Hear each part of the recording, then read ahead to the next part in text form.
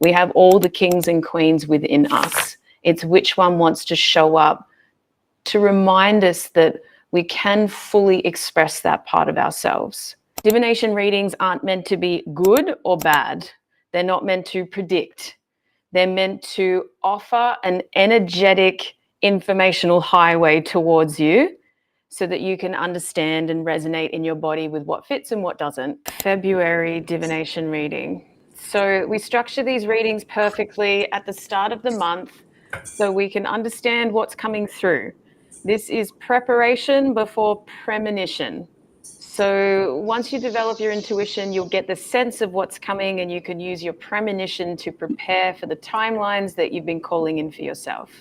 That just means you'll have a sense of the future and you can prepare accordingly rather than being stuck in the past or confused about the present or wishing for things that are outside of grasp or hoping that things don't happen. This is a lot of mind chatter. We really just want to have our senses dialed into what might be coming for us and how we can prepare accordingly. And like I was talking to the leaders this morning, allowing your vision, your future vision, to become like a magnet. So everything that you've ever wanted is magnetized towards your being. And we're just preparing your nervous system to be okay with it, to feel safe in it, to feel comfortable in it. So just like that, the divination readings are, my divination guide will come through me as she does a lot. We work together very closely. And she'll organize the energy according to everyone that's in the room and everyone else that's going to watch the recording. So we're given a bit of a heads up for February. Now, best case scenario for divination readings, again, take what information resonates. Don't worry about all the details. But if you get any aha realizations in your body, just take note of that. Whether you timestamp it in the chat bar, whether you write it down, whether you watch the recording again, it's completely up to you. But the best case scenario is a sense of receptivity in your nervous system. So divination readings aren't meant to be good or bad. They're not meant to predict. They're meant to offer an energetic informational highway towards you so that you can understand and resonate in your body with what fits and what doesn't. Now, it doesn't mean that we then align with, oh, that thing's going to happen. It's more, what do I have to unlock within me to allow it to happen, and what can I shift within myself right now that I know that information. So I hear a lot of people sit in front of readers and they're trying to guess from a skeptical nature whether it's true or not. It's not really why we do readings. Readings gives you a chance to get a heads up so you can understand what resonates, so you can use your tools and work with your own body and keep crafting your future vision and all the things that you want for yourself. So the biggest overall idea in that is take it or leave it. Take the parts that really resonate, that you want to move into the month with, and have a look at the shadow aspects, the things that show up in your body as, oh, I don't know if I like that, and use any tools that you have to work through that before it shows up. Because we want to be able to walk towards everything and anything in our lives and know that we have the resources, the sense of safety, the abundance to go through it in exactly the way that we want to. We just want to respond. It's all very curious. We want to sit in the witness position. We want to go through and say, yeah, it may have been uncomfortable at the time, but I made the most out of it. I learned a lot. I extracted wisdom. I moved through with a certain level of grace that I've been working towards, and everything nourishes me, right? That's definitely where we want to be, particularly for those of you signed on for a big year. I think that's an excellent use of our time. So the way that I'll do the reading for February, same as I did in January until I get the sense that I need to change it. I do use tarot. I find it's a really awesome tool, particularly for the 3D stuff, the parts of our brain that need to organize ourselves around our physical world and who we are and our personality and all those things. So we'll get a good look at 3 different versions of you this month. So there's always an anchor card. The anchor card is the overall idea for February. That'll give us a nice umbrella. The 3 cards below are for your 3D, 4D, and 5D selves. All that means is there's a part of you that's based on survival and physicality in the material world and matter. There's a part of you trying to embody more love, more abundance in your life. That's in the doing. And there's a part of you that knows that you're connected to a limitless energy. That's the 5D part of you, the expansiveness, the part we haven't even comprehended yet in our nervous systems. Now, particularly those of you going through the year-long transition course this year, you're going to move through those centers. We're going to give you a glimpse of 5D. We're going to watch your nervous systems be okay with it and then drop out of it and oscillate around that. So we're always looking at the information coming through each dimensional plane so that you can hold more information about yourself. It gets us out of polar thinking and black and white stuff, which is really just the survival centers of the brain saying it's either this or it's this, it's right or wrong, it's good or it's bad, it's yin or yang. We know that it's everything all at once, right? So we're just aligning with that.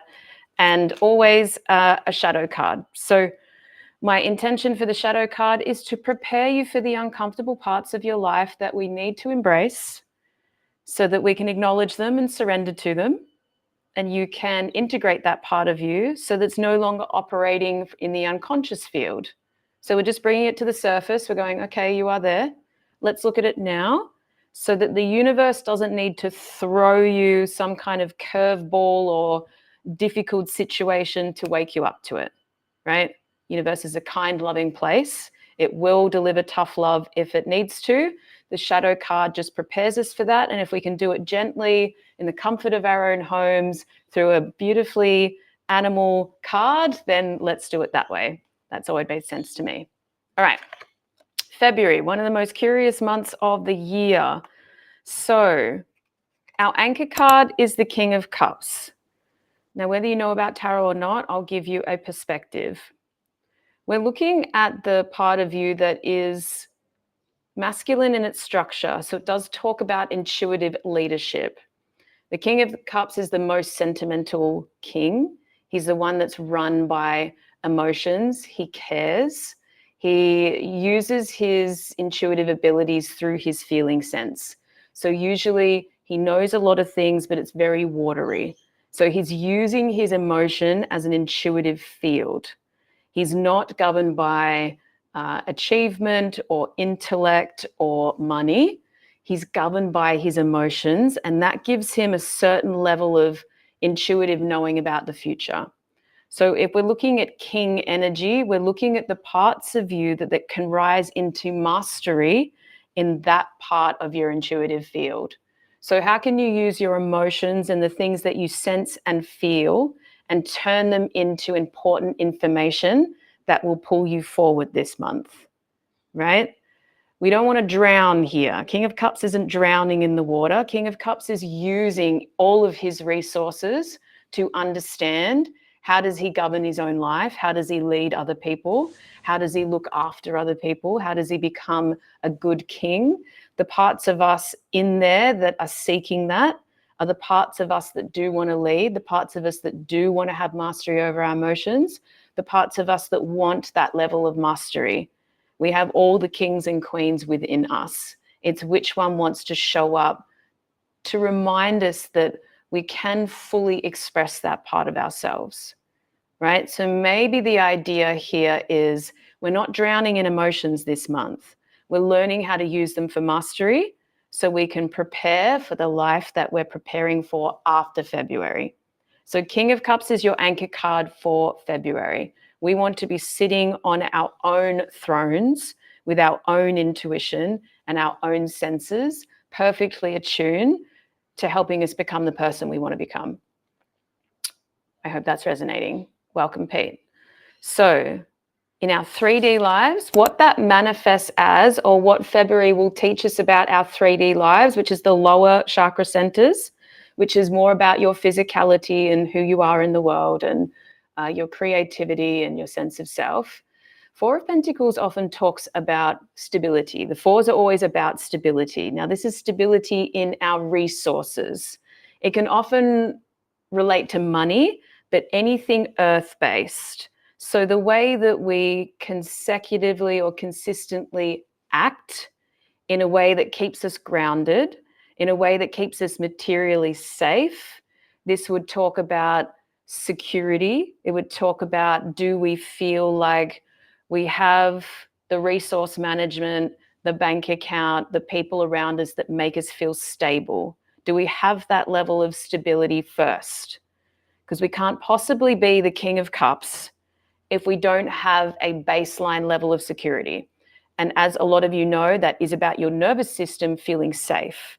Like, does your nervous system feel like there's a developed 3D capacity in me to keep myself secure and safe? You know how we need certainty, but we also need uncertainty? Certainty is the key first. We get our nervous system to, okay, things are looking good. I've got structure. I know how I'm managing my time. I've got money in the bank account. I've got a good flow. I've got a level of security. Now I have the opportunity to go into my creative center. Now I can take a few risks. Now I can look into my intuitive feed. But if we don't have that level of stability, then we're always going to be going back into survival mechanisms. So just watch that. When the beautiful, watery, flowy nature slips down into how am I going to pay the bills, what's going to happen, into survival mechanisms, just remember that that's one of the teachings for February. So what we have to do is align with our 3D selves and get that stability first, and then move back into our intuition, right?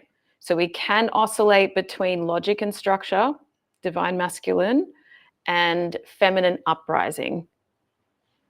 It's not one or the other. It's holding both, right? So let's have that sense of stability first, right? Sometimes it's going to bed on time. Sometimes it's making sure that meal's a little bit better. Sometimes it's saying the thing or not saying the thing. Sometimes it's not quite spending that much, right? This just has a little cautionary on it. Keep stability so that we can upgrade from there. Don't go full-fledged into the all or nothing uncertainty. Your 3D world really needs that sense of security. And it's looking hopeful.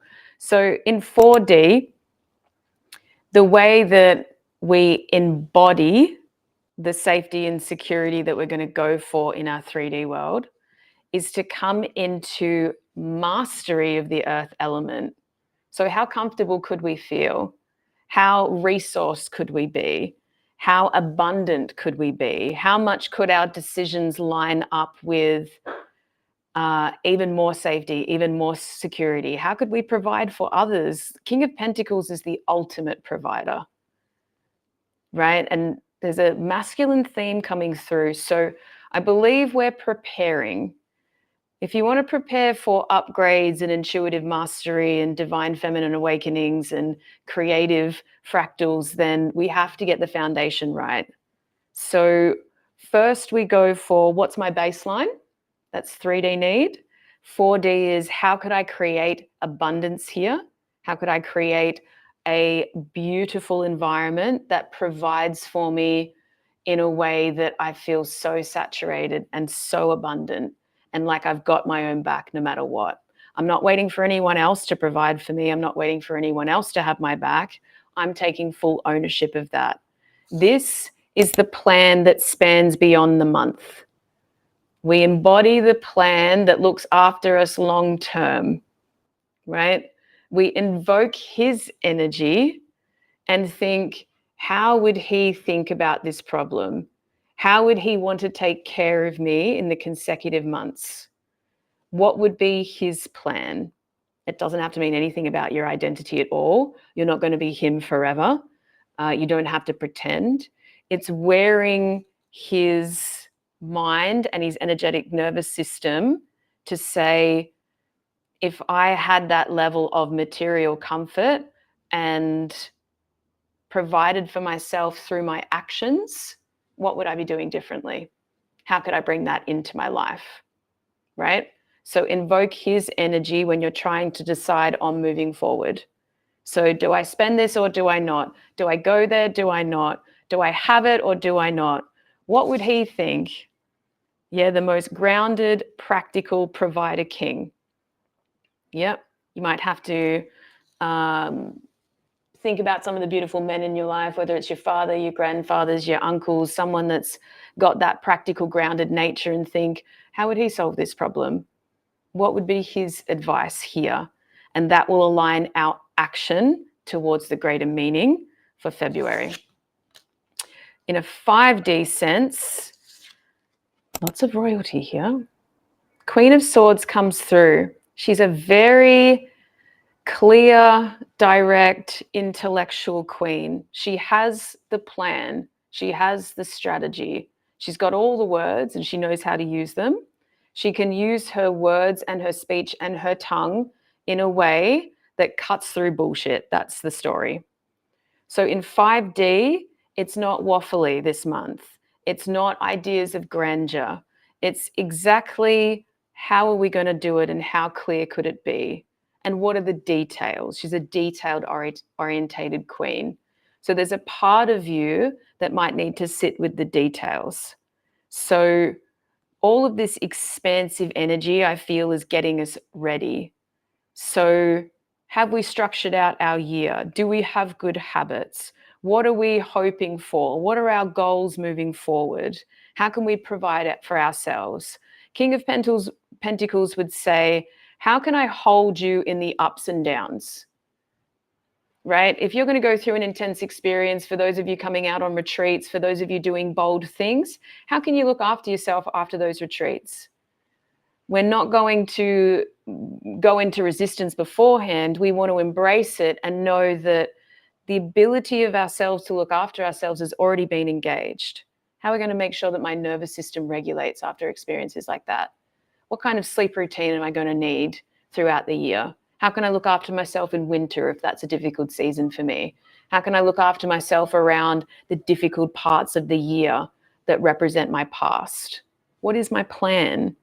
Because Queen of Swords would say, to reach the abundant field that you want to be in, let's have a plan, right? So when an anniversary comes around, when a birthday comes around, when a solstice comes around, what's my plan? All it takes is a couple of reminders and a couple of notes to say, now we rest, or now we celebrate, or don't forget to phone that friend, or don't forget to set that boundary. Right, that's looking after yourself moving forward, because February sets the scene, it starts the cycle. So we're going to invoke all of these energies to make sure that we're not denying any part of ourselves. I'm not saying that you're not practical and you don't have a plan and you can't possibly be intuitive. I'm saying there's a part of you that already is. So when do we need the intuitive king? And what does he need to be in that position? So he needs structure, he needs to be provided for, and there needs to be some level of planning happening moving forward. So invoking a lot of earth and making sure that we're clear in our communication as well, whether that's with other people and saying, you know, I've got a big year ahead. This is my month. This is what I need. Here are my boundaries. They're really important to me. Here are my values. So that you can stay in that intuitive feed and be feeling and sensing into the greater information out there, right? Interesting this month. As a shadow card, Elisa, you're going to love this. February, Black Panther. So in terms of shadow, we will have to invoke some strength. Black Panther doesn't show up unless there's something scary that you need to walk through. As you can imagine, you've got the strength of a big cat. So when you are on the precipice of something scary, Black Panther always says, go all the way through it. Don't run around it. Don't procrastinate. Don't avoid it. If you find yourself reacting and dancing all over the place, it's really about engaging big cat energy one step at a time and just pouncing slowly towards it. Yep. So there's a big divine feminine uprising that happens when we walk slowly through our fear. There is nothing to fear with Black Panther energy beside you, but it's knowing when to engage that. You know, a lot of people ask me around, You know, what's my intuition telling me to go in this direction? And what's actually a warning to say, don't go in that direction, right? With Black Panther, you're going to sense something that's going to be difficult, and that is your clear indication to walk towards it, which we do have to invoke a bit of courage, but she's there to help you out. So just be mindful of that. Anything we fear usually has evolutionary growth in it for us. So we're going to go towards the things that are going to help us to grow. We're not going to worry so much if they're happy, fun, enjoyable, and affirming for our ego. It's actually going to be, all right, well, I don't know what's on the other side of this, but I remember that card and I remember the message that says you are strong enough just to walk through it. So with Black Panther, there's a pace. It's like a slow stalking of your own fear, right? So when you recognize it and it sends an activation through your nervous system, we call this a trigger. Something will trigger you. Just remember to take a step back, invoke her energy, and move towards it, not away. All right? Remember that. You can also watch the recording at the end of the month to see when that opportunity presented. Again, it doesn't matter if you walk through it or fuck it up or fail. It's not the point. It's going back and looking at the recording and saying, oh, yeah, I do remember. And I didn't walk towards it. I went into my hole and I kind of sat there for days and I spiraled, and that's okay. I didn't realize I could walk towards it. Yeah, I didn't realize I could stalk it and move through it in a new way. I didn't realize I had the strength for that. And she'll just keep on popping up every time you need her. So just pay attention to that. If you're lucky, you might see it before it happens. If not, just follow a strong activation, take some time, and then move towards it. It'll be like a magnet. So it might be someone annoys you, they say something that's super disrespectful, or they judge you, or whatever. There's going to be a plethora of that. Usually you say, oh, well, I don't care about people like that and they're cruel and blah, blah, blah, and there's a big story.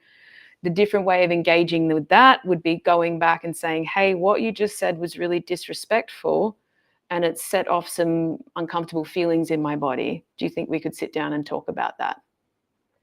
That's a different engagement than just saying, oh, we'll stuff them and what do they know, and psychoanalyzing them for days and doing all those things. So she will show up. Hopefully there'll just be a glimmer of, wait, is this the moment? Is she here? And invoke her energy.